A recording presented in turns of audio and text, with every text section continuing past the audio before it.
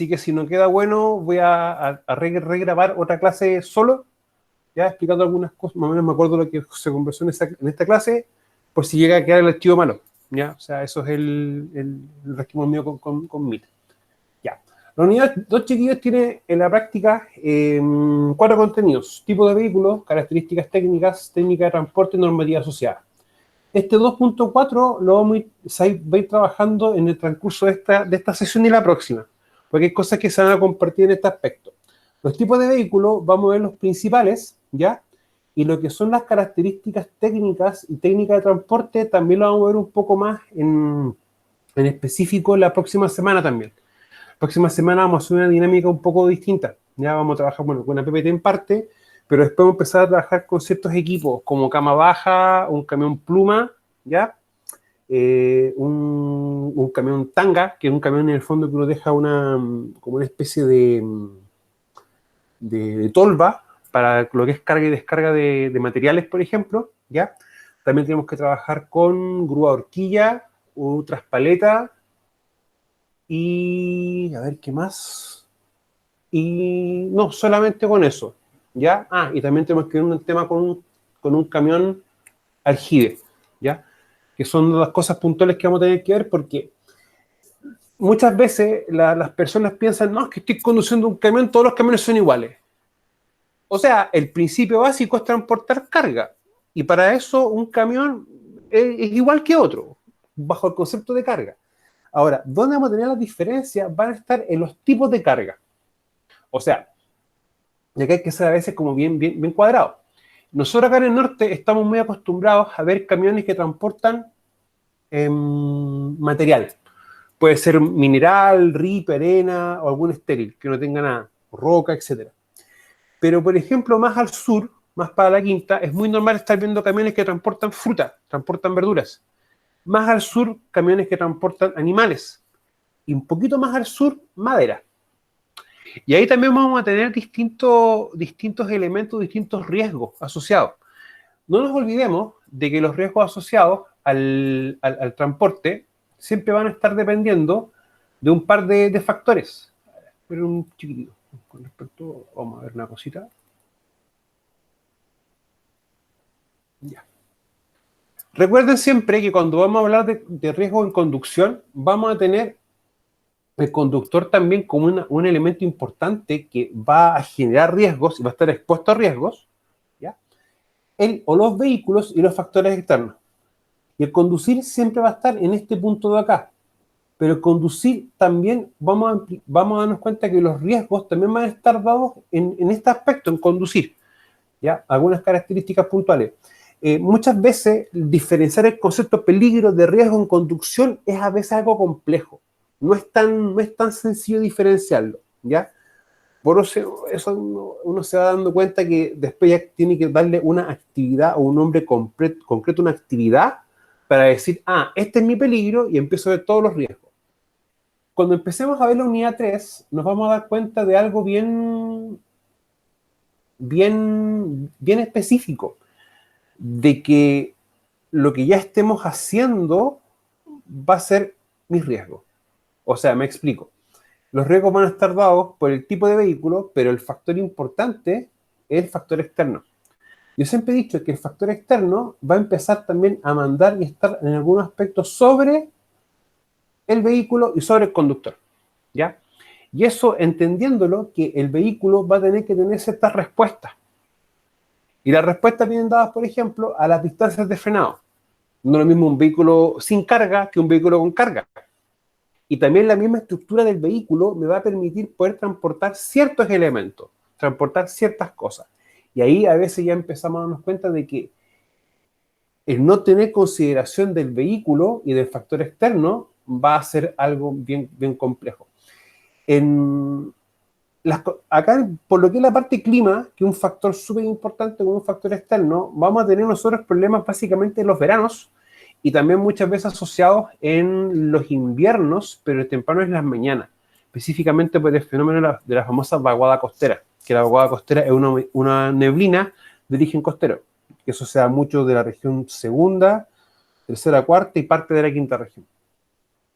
Ahora, el conductor, claro, nosotros como estamos viendo un poco más la unidad 3, vamos a darnos cuenta que tiene que cumplir con ciertos requisitos, ¿ya? Ahora, los requisitos que deben cumplir estos dos y el conducir vienen dados por la ley de tránsito. La ley de tránsito nos va a regular algunos factores externos, pero la respuesta que tenga que tener el conductor para poder conducir un vehículo va a estar siempre dado también por los factores externos que éste tenga. O sea, a mí me ha tocado conducir en alta montaña a los 1000, 2000 metros, 3500 y 4300 metros de altura.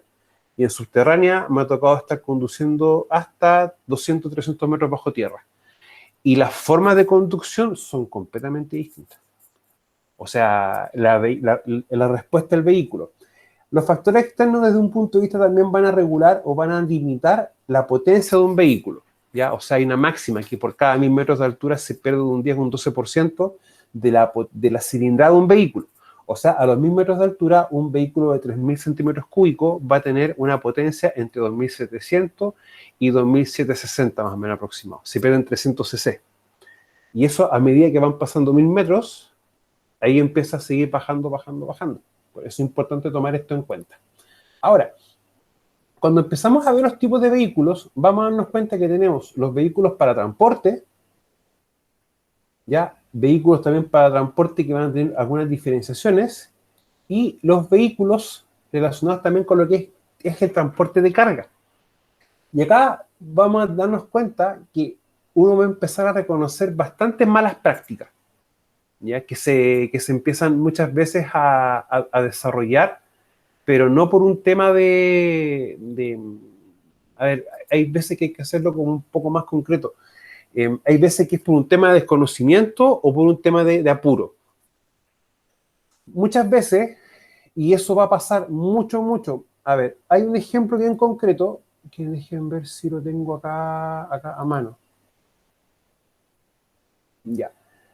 Esto es muy similar a un camión de carga, ¿ya? Pero si este fuese un camión tolva, el camión tolva por excelencia, el Ford Actros, puede transportar 16 toneladas de material. Pero ese es el máximo. Y hay que siempre seguir una máxima, que ese máximo es lo que puede aguantar el vehículo, pero nosotros no podemos sobrepasar ni trabajar con esa carga máxima. O sea, uno en carga, uno siempre estima un 80% o un 85% de la capacidad máxima. O sea, si son 16 toneladas, por el 80% son algo así como 13,5, 14 más o menos.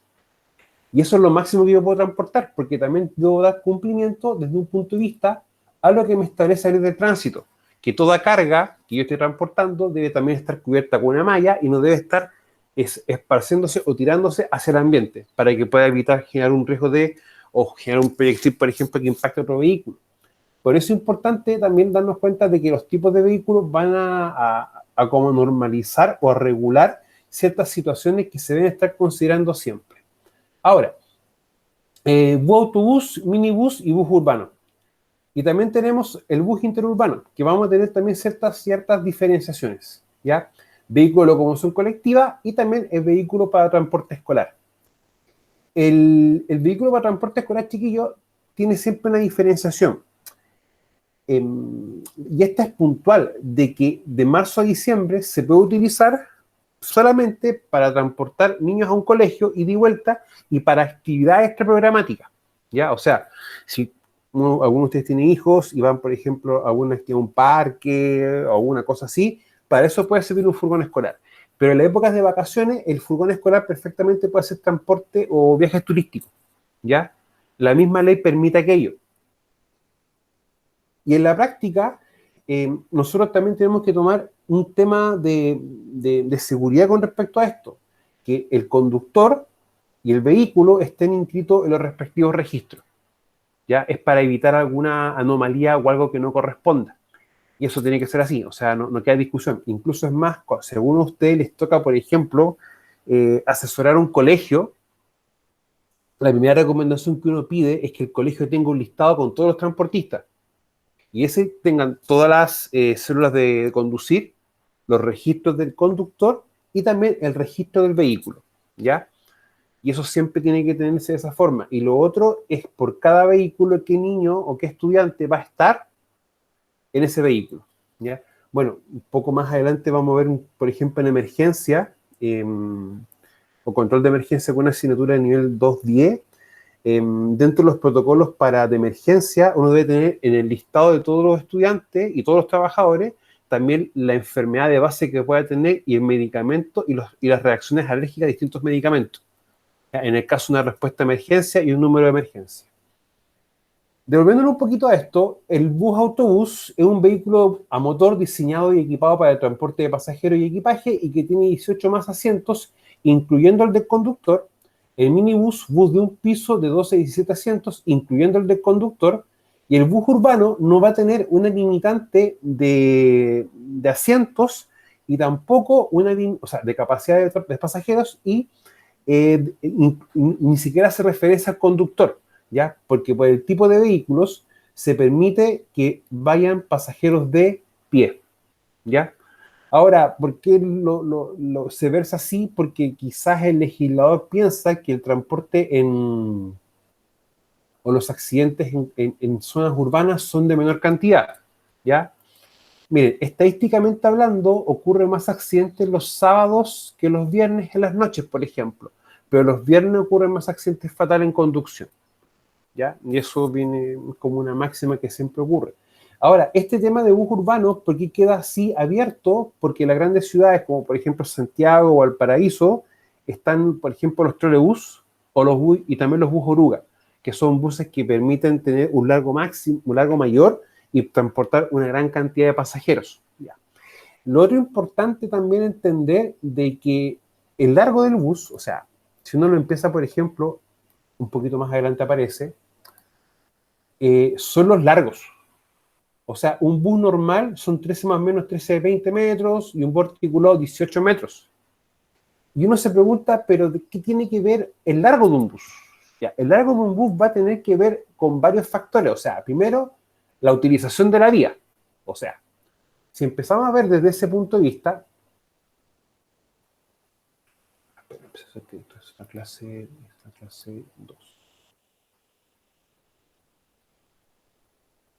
Si empezamos a ver un poco eso, vamos a darnos cuenta de que las estructuras viales van a también tener que tener o mejor dicho, la vía va a estar así, la vía no se va a adaptar. Lo que sí va a tener que adaptarse va a ser la forma de conducir. O sea, en este aspecto, un bus muy largo o un vehículo muy largo no puede hacer prácticamente un viraje recto, un viraje en un ángulo de casi 90 grados, sino que va a tener que pasar a ocupar parte de la vía, ya centrarse en la zona media y abrirse para poder hacer un viraje. Y eso va a ser así, y eso uno tiene que tenerlo en cuenta.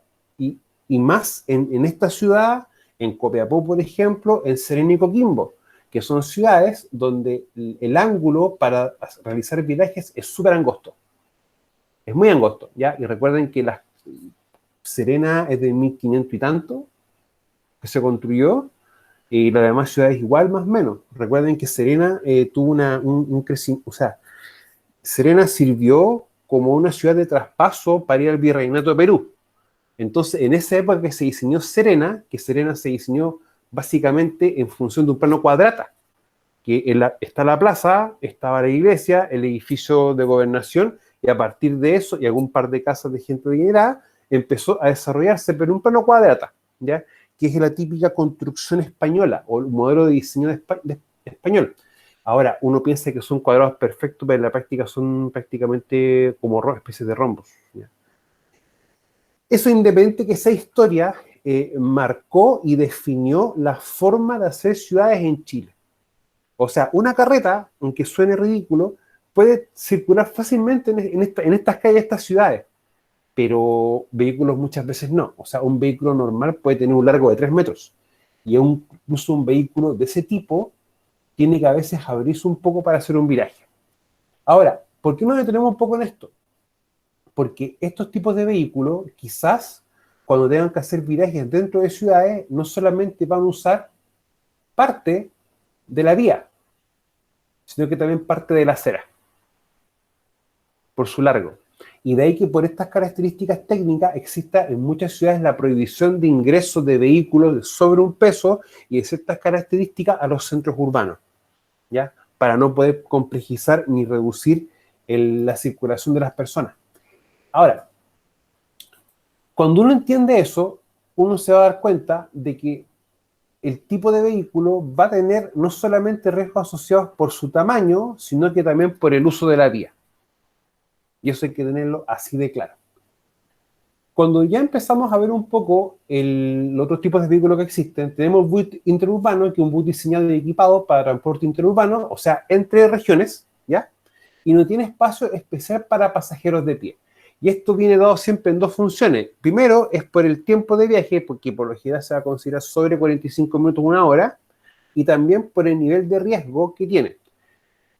Hay que ser también bien claro que en algunas vías estos vehículos no circulan a 90, 80, circulan a 100 kilómetros por hora, ¿ya?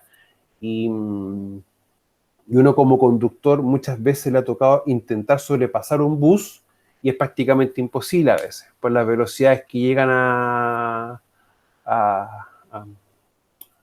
circular o a transitar. O sea, en ese aspecto no consideran mucho, no se dan cuenta del tamaño del vehículo a veces, ¿ya? Y la potencia de esto. Vehículo de locomoción colectiva es un vehículo motorizado destinado al uso público para el transporte remunerado de personas, exceptuando los taxis que no efectúen el servicio colectivo.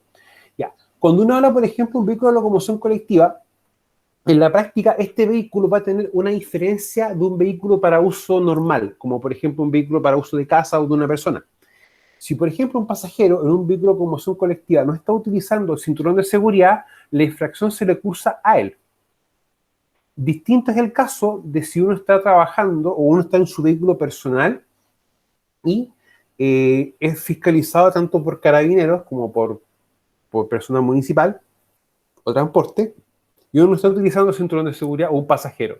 Esa infracción va al conductor. Esa es también una de las diferencias.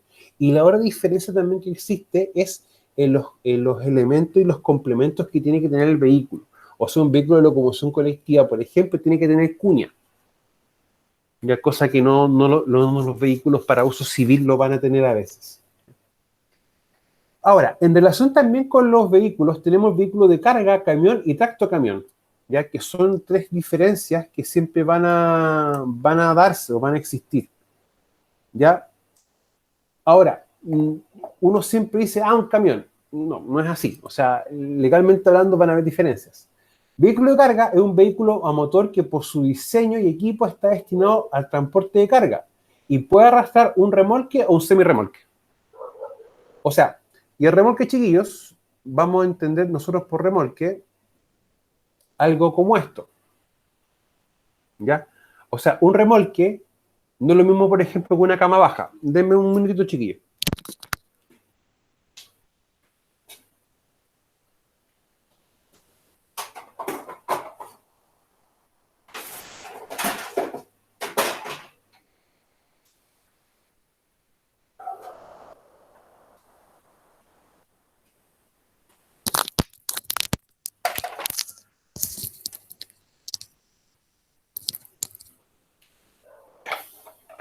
Si ustedes se dan cuenta, esto es una cama baja, lo que tenemos acá.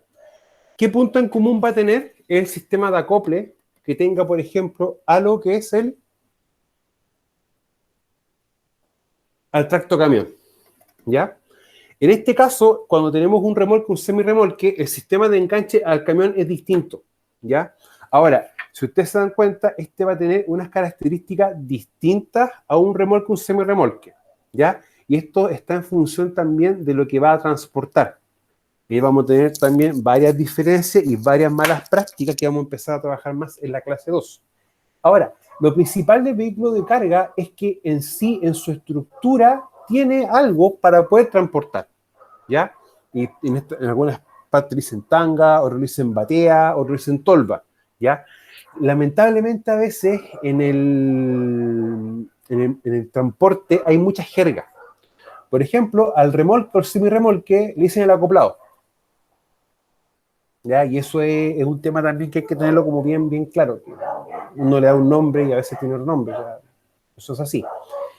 El camión es un vehículo de carga destinado a transportar carga exclusivamente sobre una plataforma fijada a su chasis, ¿ya? O sea, muchas veces se venden camiones en lo cual se adapta una zona de carga. Ya, o sea, muchas veces el camión no viene de fábrica así. Lo que sí, por ejemplo, en la ley de tránsito, no necesariamente ley de tránsito, el decreto, el 298, que es para transporte de sustancias peligrosas porque hay caminos públicos, bueno, eso tenemos que hablar en la unidad 4, no permite, por ejemplo, utilizar camiones hechizos.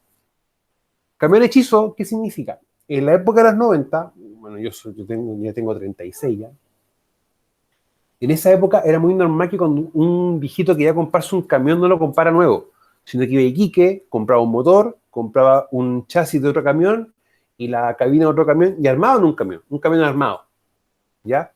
Y eso para ciertos efectos de transporte está prohibido utilizarse en Chile. Eso hay que tenerlo también bien claro.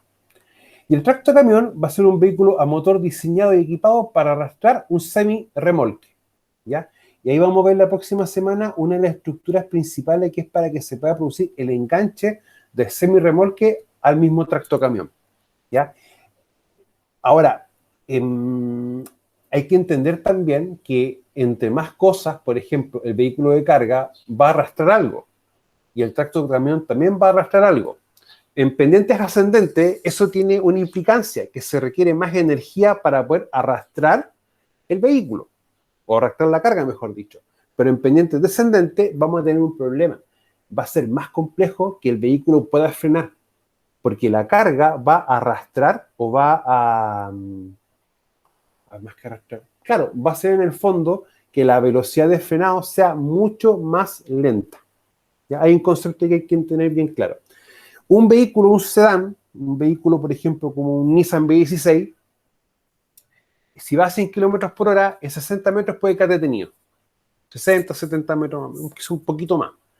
Pero un camión, por ejemplo, como el que tenemos acá, que esto en todo caso no es muy largo, no son más de 4 metros, cargado a 100 kilómetros por hora, va a requerir por lo menos unos 300, 400 metros para detenerse en velocidad igual a cero.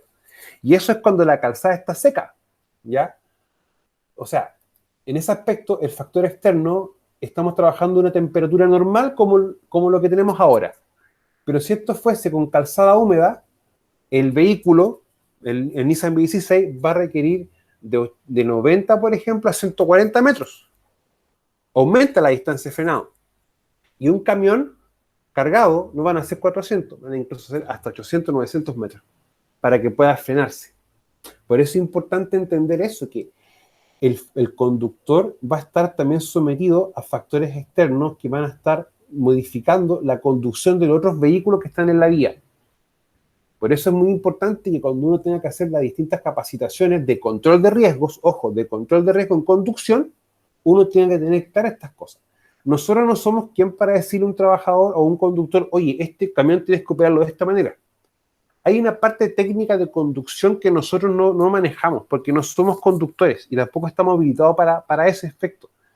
Para eso va a estar siempre una escuela de conducción ya y un instructor de conducción. Pero sin embargo, uno tiene que explicar al conductor cuáles son los distintos riesgos que él está expuesto para poder, en el fondo, generar un control de riesgo más en terreno. Ahora, el tema de las luces, muchas veces me preguntan, pero ¿qué tiene que ver? Ya, tiene mucho que ver. No solamente bajo este contexto, sino que el contexto que tenemos también en lo que tenemos acá. ¿Ya? En la práctica, todo vehículo, independiente del uso que se le dé, debe cumplir con estas luces. Las luces bajas, luces altas y luces de estacionamiento. ¿Ya? Independiente si es un vehículo de carga, de transporte de personal, un vehículo de emergencia u otra cosa. Debe tenerlo. ¿Ya? Primero que todo, porque permite que el vehículo pueda tener una luz propia para poder identificar lo que esté en el camino. ¿Ya? Y también para darse a entender que hay un vehículo en tránsito, para entender eso. Y eso es así.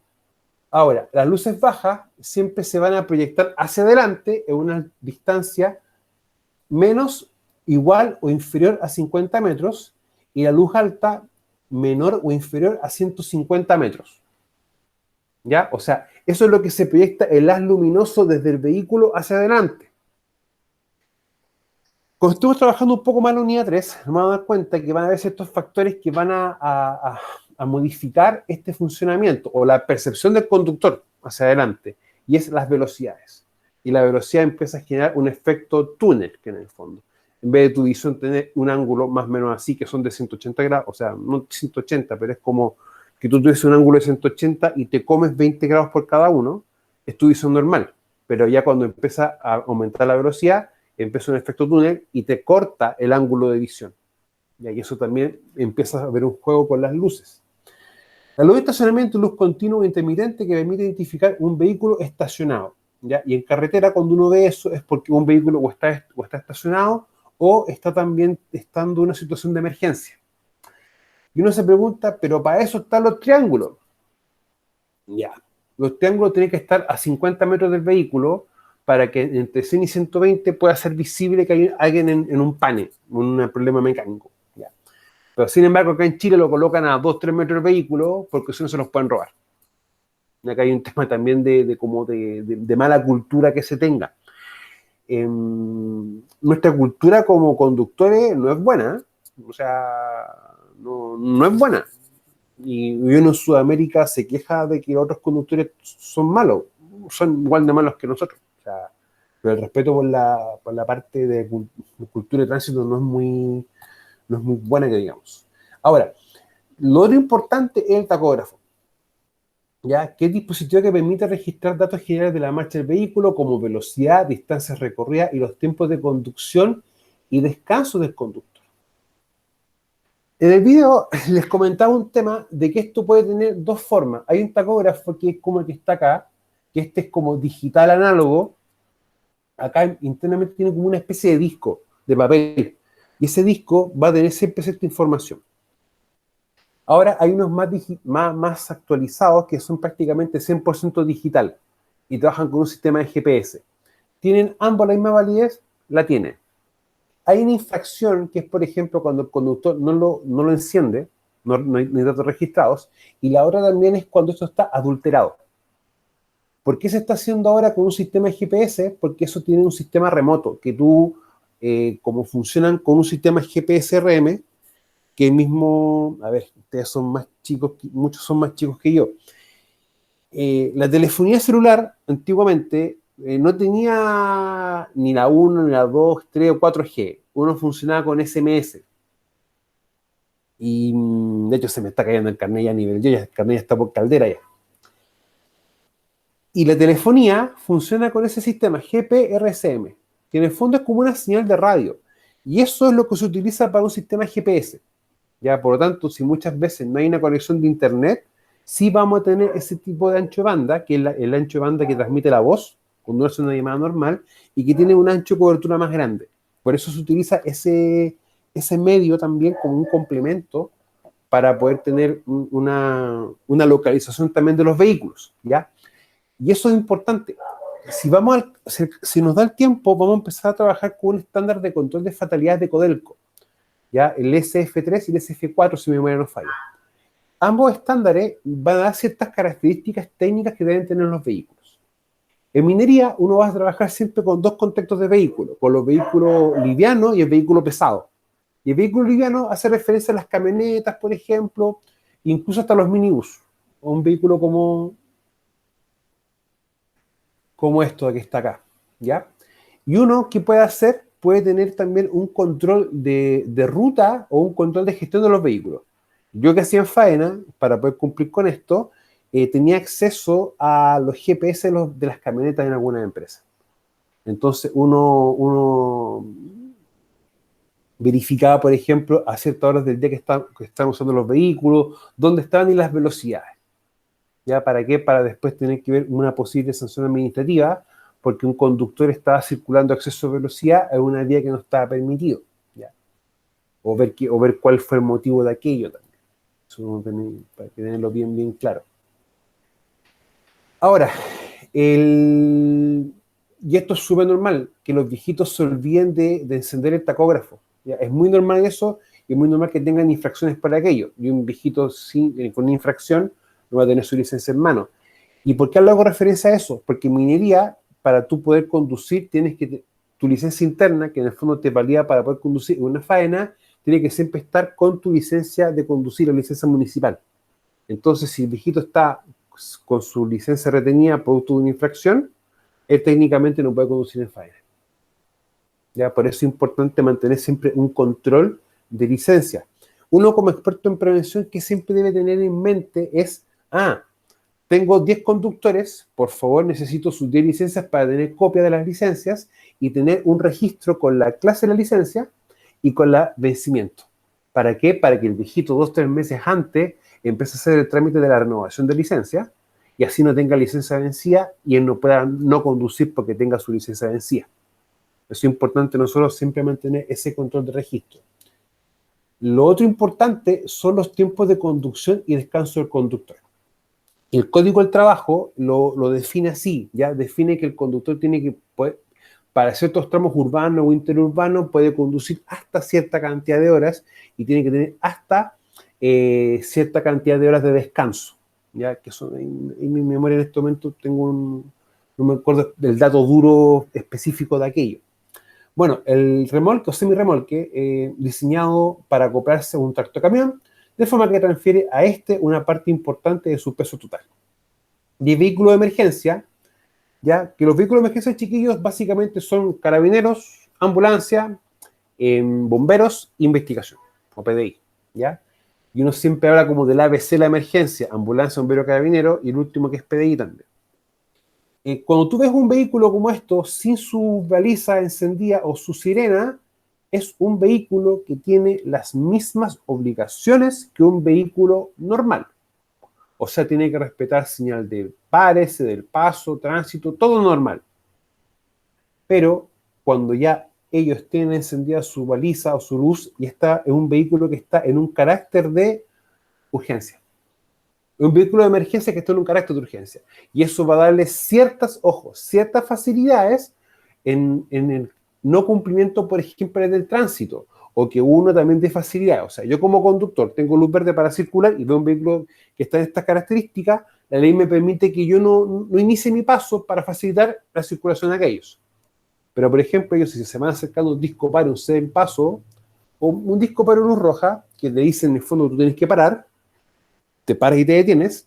¿Qué dice la ley de tránsito bajo este concepto? Que ellos están facultados de acercarse y si no viene nada, poder circular. ¿Ya? Eso es lo que más o menos dice. O sea, de hecho hay un caso, un tiempo atrás, una noticia que salió, que un carabinero fue dado de baja por no respetar un disco pare, o sea, una luz roja de una persecución y produciendo un accidente con consecuencias fatales. ¿Ya? Ahora, recuerden muchas veces que con las Fuerzas Armadas, ellos también manejan un sistema específico de licencias, ¿ya? O sea, Carabineros tiene también un sistema interno de licencia y también de registro de sus vehículos, porque, por ejemplo, la patente de un vehículo de Carabineros no es la misma patente, o de un vehículo militar, no es la misma patente que tiene un vehículo civil. Por ejemplo, ustedes pueden ver una ambulancia, un vehículo de bomberos incluso, y todos tienen patentes convencionales, ¿ya? Con este tipo de vehículos tenemos esa acepción, para que también lo tengamos bien en mente. Ahora, también hay que tomar en cuenta el tema de los pesos, la tara y la masa, por ejemplo. El peso bruto o peso bruto vehicular en un vehículo es la suma de la tara más el peso máximo de la carga o pasajeros. Y es importante cuando hablamos del tema de la carga porque van a haber ciertos controles en los cuales los vehículos de transporte de carga tienen que pasar, que en el fondo es para comprobar que ellos estén circulando con los pesos máximos permitidos. Más adelante vamos a ver un tema que la ley del tránsito me permite, por ejemplo, poder circular con cargas mayores y dimensiones mayores, sí, pero debo tener un permiso de vialidad para tal evento. O sea, lo puedo hacer, sí, pero con permiso. Y eso es importante darnos cuenta de los pesos también y los largos y los anchos. Por eso un poquito más adelante tenemos que ver eso. La tara o marcha o orden de marcha es el peso del vehículo sin pasajeros ni carga y se incluye el peso de agua, combustible, lubricante y repuesto de herramientas obligatorias. O sea, eso se considera en el fondo el peso bruto, es la carga más los pasajeros cuando corresponda, y la tara o masa en orden de marcha es el vehículo solo, sin ninguno de los anteriores. Y la masa por eje en un vehículo es la masa que gravita sobre el suelo transmitida por la totalidad de las ruedas acopladas a ese eje. Ahora, el tema a veces, chiquillos, de los ejes y los rodados, viene dado por lo máximo que se pueda transportar. O sea, entre más ejes tengo y más rodados tengo, ojo, el rodado siempre va a hacer referencia, por ejemplo, a la cantidad de ruedas que va a tener por eje. En este caso acá tenemos un rodado de tipo simple. Sin embargo, hay algunos vehículos que me permiten tener rodados dobles. O sea, 2 ruedas por cada sección del eje. ¿Ya? Y eso también viene dado en función de lo que vamos a estar transportando. Lo que vamos a estar transportando quizás va a ser algo más pesado y más largo. Por lo tanto, más ejes, más rodado, yo puedo transportar mayor carga. ¿Ya? Y eso va a estar siempre dado así. Bueno, los vehículos que circulen por vías públicas no deben exceder los siguientes pesos y dimensiones. Ya, ojo, no deben excederlo. O sea, si yo tengo estas características, esto es lo máximo. Y si yo voy a transportar algo más que esto, perfecto. Tengo que pedir permiso a vialidad. Y esto se da en varios contextos, sí, se da en varios contextos, como por ejemplo cuando se tienen que transportar en maquinaria, pero maquinaria de alto tonelaje. O sea, uno ve un camión convencional en la calle, pero uno, por ejemplo, en la calle no ve un 777, que es un camión tolva, que puede, por ejemplo, estar transportando, que puede transportar 30 o 40 toneladas de material, por ejemplo. Es su tolva. O sea, incluso hay camiones en que pueden transportar hasta 80, 90 y 120 toneladas de material. O sea, es un camión que equivale a tener 9 forastros paralelos, juntos. Y eso se transportan, sí, pero muchas veces cuando llegan a Chile, llegan totalmente desarmados. Al igual que algunas excavadoras, por ejemplo. Bueno, las excavadoras incluso a veces y los cargadores frontales, aunque independiente del tamaño, también los venden desarmados. Y hay que armarlos acá en Chile, mucho. Y para poder transportarlos, porque incluso es más económico el transporte así. O sea, para tenerlo igual en cuenta. Lo otro importante es el tema de los largos, que en este caso el peso bruto total. Ahora, eso siempre va a estar en función de que se calcule la distancia entre los centros de las ruedas más extremas del vehículo, como las ruedas que tenemos acá y la rueda que tenemos acá. Demos un chiquito chiquillo.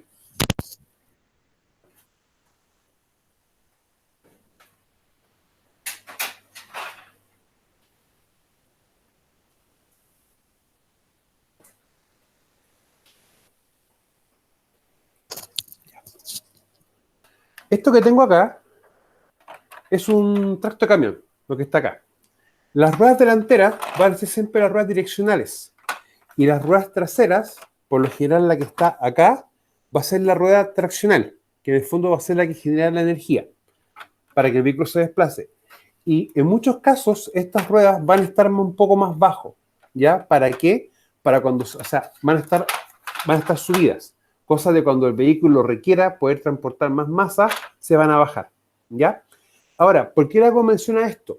Porque en este caso, como tenemos la diapositiva, va a medirla desde esta rueda de acá, de la rueda direccional.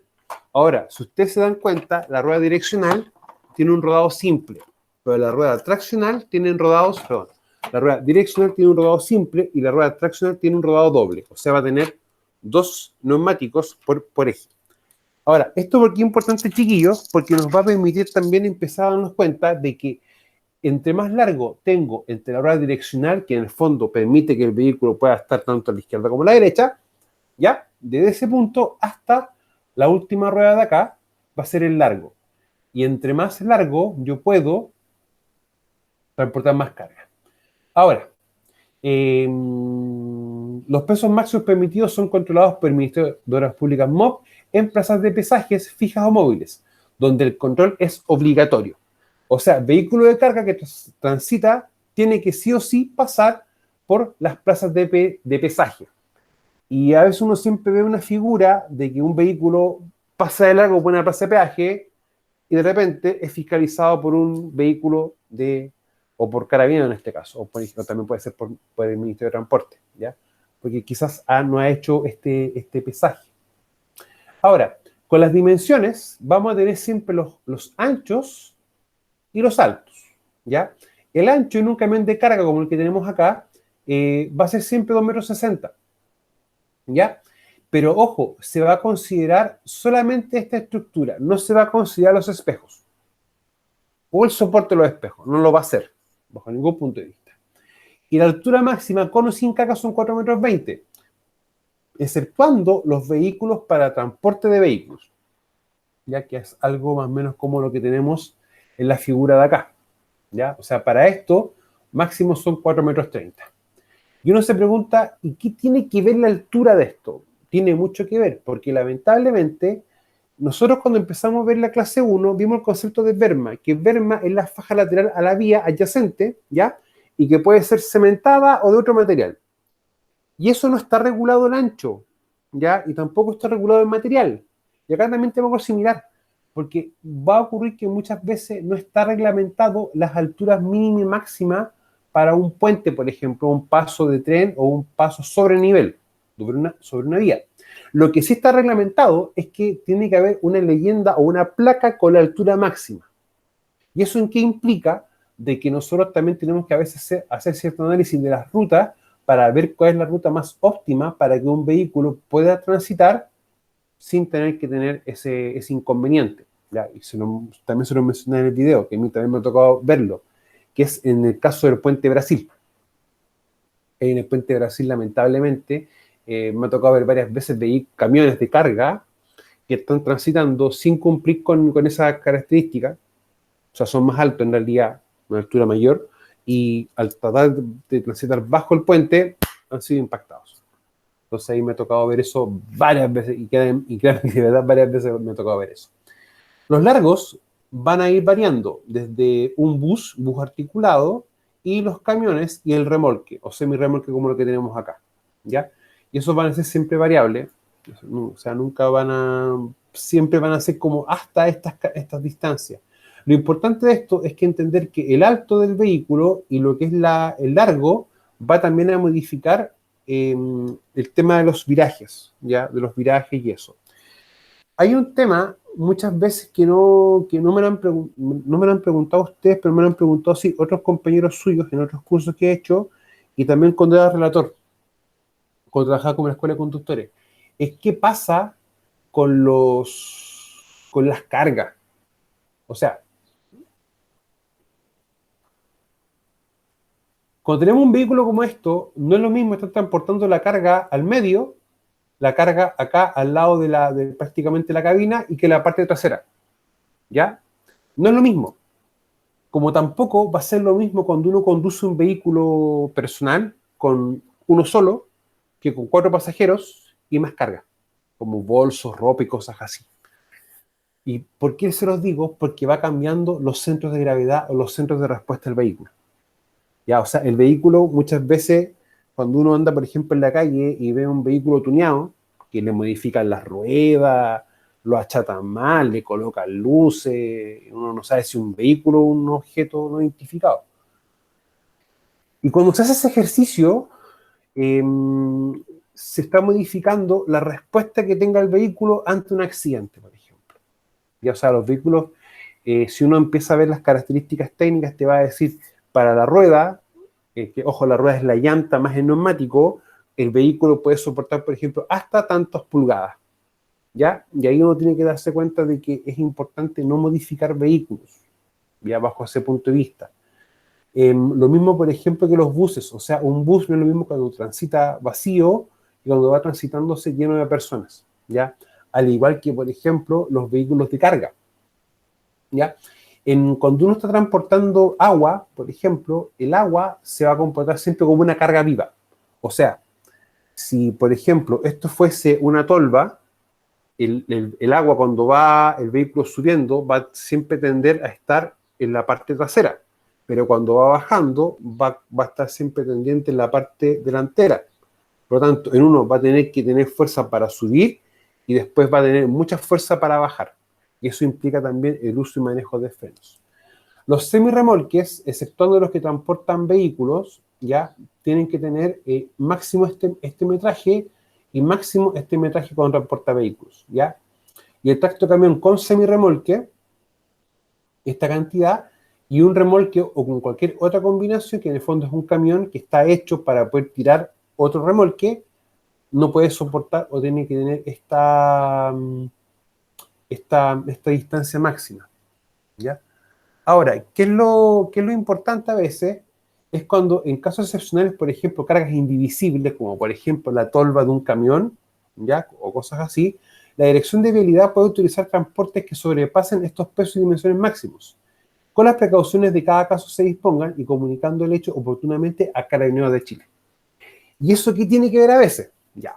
Si, por ejemplo, vamos a estar transportando algo en esta cama baja, pero que el ancho sea superior a la superficie de transporte, eso debe ser informado.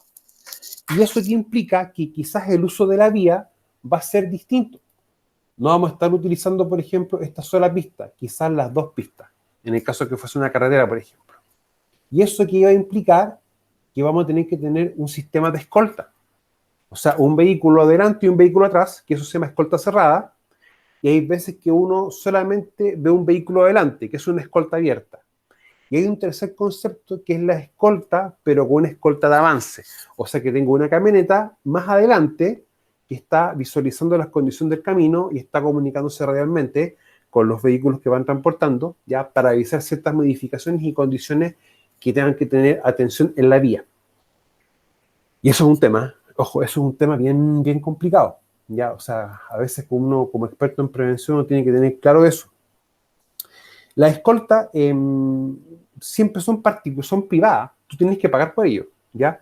Y en algunos casos, cuando van entrando a ciudades, van siendo escoltados por carabineros, ¿ya? ¿Y por qué tiene que ser privado, por ejemplo, una ruta o autovía? Es cuando son rutas o caminos particulares, donde tú pagas peaje. Por lo tanto, tú tienes que, o llegas a un trato con la concesionaria, ojo, también tienes que dar aviso a la concesionaria del uso específico que se va a dar a la vía, ¿ya? Y también para que ellos, en algún caso, puedan proporcionar escolta, ¿ya?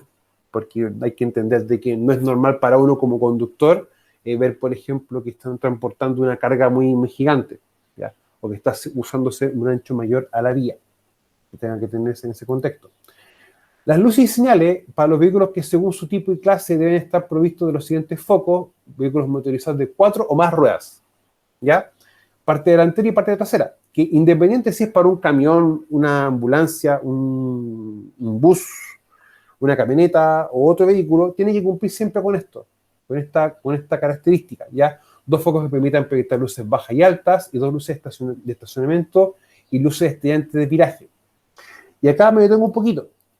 Es cuando, por ejemplo, a los vehículos dentro del tuneo o la modificación que se le hace, se le modifican las luces, ¿ya?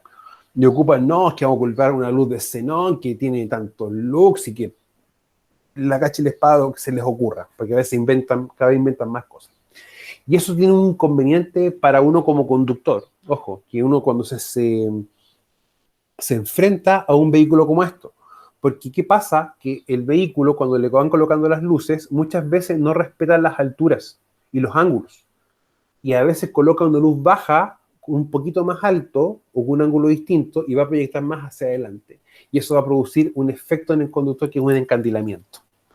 Ahí vamos a tener a veces bastantes problemas, más de lo que uno quisiera como conductor.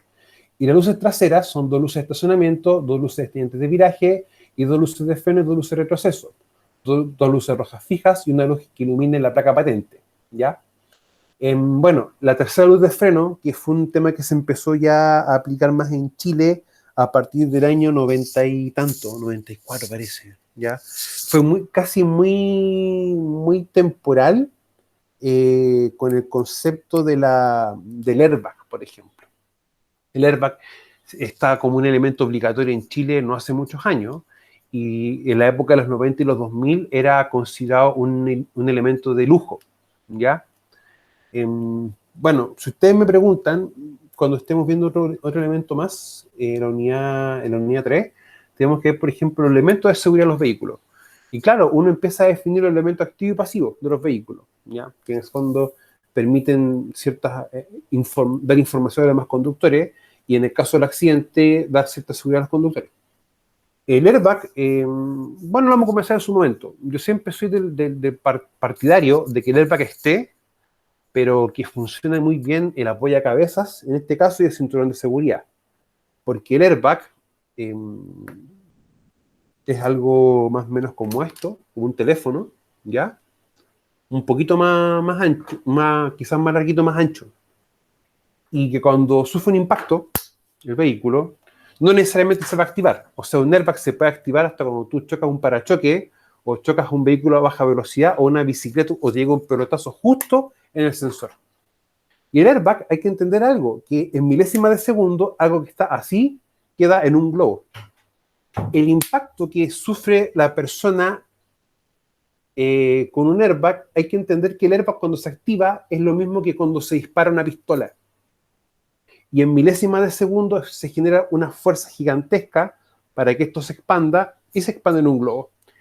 Porque yo siempre soy partidario de que funcione bien una apoyacabezas o un cinturón de seguridad, porque si tú no estás bien utilizando aquello y está el airbag y tú estás con tu cuerpo suelto, al impactarte hacer este ejercicio, te va a fracturar mandíbula, va a perder dientes, te va a fracturar la nariz, el tabique nasal y también te puede haber una fractura a nivel de cuello, la cervical. Por lo tanto, a veces los daños son más complejos. Incluso a veces los rescates de un accidentado. Cuando se hace un rescate de un accidentado y el airbag no está activado, hay que hacer dos cosas. Levantar el capot, desconectar los bornes de la batería y darle contacto al vehículo, para que así la energía residual que pueda quedar sea igual a cero y no permita que se pueda activar el airbag. ¿Ya? O sea, hay que tomar a veces esas precauciones. Y se los digo porque me ha tocado ver accidentes en el cual el equipo de rescate está rescatando un herido y no han sacado la energía residual y están ahí y justo están sacando el herido y se activa el airbag. Entonces vamos a tener dos accidentados en ese momento, para también tenerlo bien en cuenta. Ahora, los remolques y semirremolques deben llevar en su parte trasera las mismas luces que el vehículo motorizado. O sea, esto que está acá, por ejemplo, debe tener las mismas luces y la misma configuración que el vehículo que lo está arrastrando. Eso es lo que me está diciendo. O sea, aparte de tener una conexión al vehículo para poder ser arrastrado, va a tener también siempre una conexión eléctrica que en el fondo va a permitir tener la energía para que se puedan transmitir las luces, o sea, funcionan las luces tanto de freno como de viraje y también para la placa patente, ¿ya? Y también quizás algún sistema de aire para los frenos de aire, para el sistema de frenado, ¿ya? Porque también tiene que compartir el sistema de freno. Y de hecho estos vehículos o estos vienen con un elemento de seguridad que cuando se desconectan esto o cualquier sección, esto se frena. ¿Ya? Cuando se desconecta esto de acá al vehículo, viene con un sistema de freno automático, ¿ya? Para también tomarlo o tenerlo en mente. Ahora, lo otro importante son, bueno, no tiene luz tercera, luz de freno, que en algunos casos sí me ha tocado verla, ya que se la van colocando, pero también es las luces amarillas en la parte delantera y las luces rojas, ¿ya? O sea, en la parte delantera de la carga le van colocando dos luces amarillas y dos luces rojas, pero también son luces en el fondo que se van a colocar, ¿ya? Para también indicar la altura del vehículo. O sea, uno ve una tolva, una carga, pero es importante también tomar en cuenta las alturas que pueden tener. Por eso es importante colocar esos elementos que estén ahí. Lo otro importante son los remolques o semirremolques del año 2001 superior, cuyo peso bruto vehicular sea 7 toneladas o más, deben llevar 3 luces de color amarillo ámbar en cada lateral del vehículo. O sea, lo anterior es las luces que deben tener en la parte frontal y parte trasera. Pero también en la parte lateral deben estar estas luces, ¿para qué? Para indicar más o menos un volumen que puede tener el vehículo. Lo otro importante son las luces de los vehículos, que deben ser de color blanco o amarillo en la parte delantera y color rojo en la parte trasera, excepto las de retroceso, que deben ser de blancas, o de viraje traseras, que deben ser rojas o amarillas. Y esto, chiquillos, es súper importante porque a uno se le puede cursar una infracción si no cumple con esto, ya que a veces en internet están vendiendo como unas láminas que se le colocan ya ahí para poder colocar, ¿cómo se llama? Para poder cambiarle el color a las luces, ¿ya? Por si acaso. Ya. Con la asistencia, chiquillos, ¿saben cómo lo vamos a hacer en esta clase en específico? Pueden colocar, por ejemplo, todos hola, acá, ¿ya? Y después yo cargo la asistencia cuando me active en Moodle nuevamente. ¿Ya? Eso es lo que yo puedo, lo que podamos hacer, por ejemplo, para que para también tener eso como referencia. Chiquillos, eso ha sido mi clase por hoy. No sé si ustedes tienen alguna consulta, ya que si se dieron cuenta es bastante lo que vamos a tener que ver como harta materia en sí que vamos a tener que ver. ¿Tienen dudas, consultas, chiquillos? Por favor.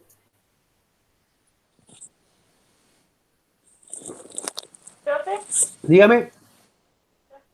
lo que habló usted sobre los furgones y la locomoción colectiva, ¿Sí? ¿cómo se hace en el caso de los Uber? ¿De los niños? De los Ya. Uber. De los Uber. Es que, a ver, si tú me preguntas, los colectivos y los taxis tienen que, por ejemplo, pagar el SWAP, el seguro obligatorio de accidentes personales. Y ellos tienen que pagar un precio mayor por ello. Y si tú te das cuenta, Uber, hasta la reglamentación que está actualmente, son vehículos normales. O sea, yo Uber no uso, porque si ocurre un accidente o algo, yo veo que hay varios vacíos legales con respecto a eso. Independiente que algunos te digan, sabe que sientes adelante, y si nos fiscalizan, diga que es familiar mío, para evitar cosas. Pero yo tengo ahí un desconocimiento realmente de cómo va a funcionar la ley, porque es distinto. Ya, cuando tú sufres un accidente en tu vehículo, o en un vehículo de locomoción colectiva, y va a ser atendido, lo que uno pasa como documento para que se pueda pagar la atención médica es el SWAP. Y ahí yo no sé realmente cómo va a funcionar con eso, con Uber o con otras, o con Cabify, o la aplicación que se les ocurra, ¿ya? Porque igual hay un tema ahí con eso. O sea, ¿qué se va a pasar en el caso de un accidente? ¿Qué swap se pasa? Eso hay un tema con eso. O sea, pues yo veo bastantes falencias legales con aquello. Desconozco, bueno, en este aspecto voy a pecar de desconocimiento. No sé si se estará haciendo alguna normativa o se estará pensando en alguna modificación de la ley de tránsito para esto. Ahí no peco realmente en eso. Para mí es un vehículo normal, de uso habitual. Entonces ahí desconozco realmente cómo se podrá ver de una forma distinta a eso. ¿Ya?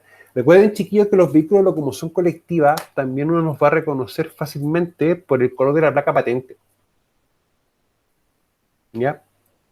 Y en algunos casos tienen también la leyenda que dice taxi, para tenerlo bien en cuenta. Chiquillos, ¿tienen ustedes alguna otra pregunta, por favor?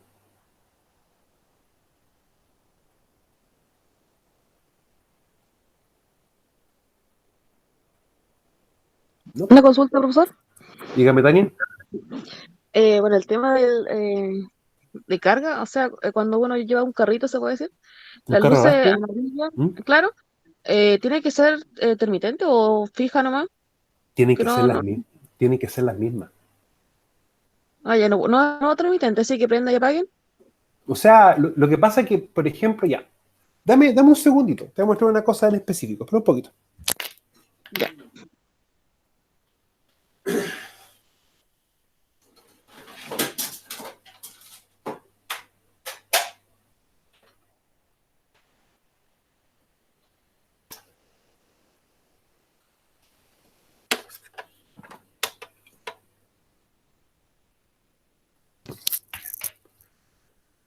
Me preguntas por algo más o menos como esto, ¿no es cierto, Tania?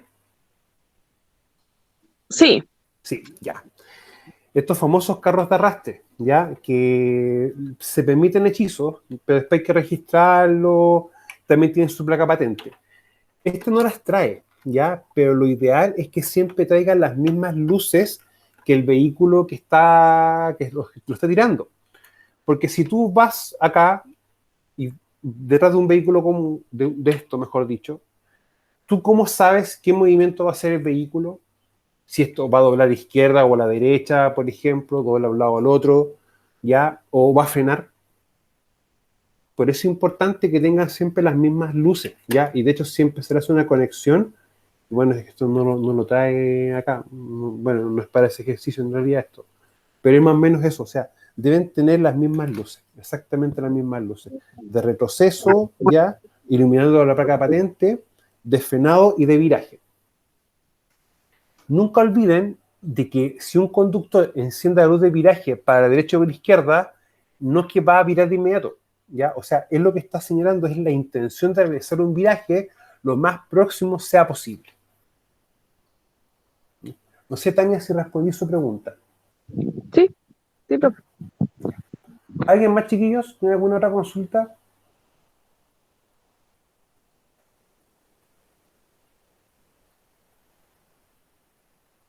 ¿No? No, profe. Ya.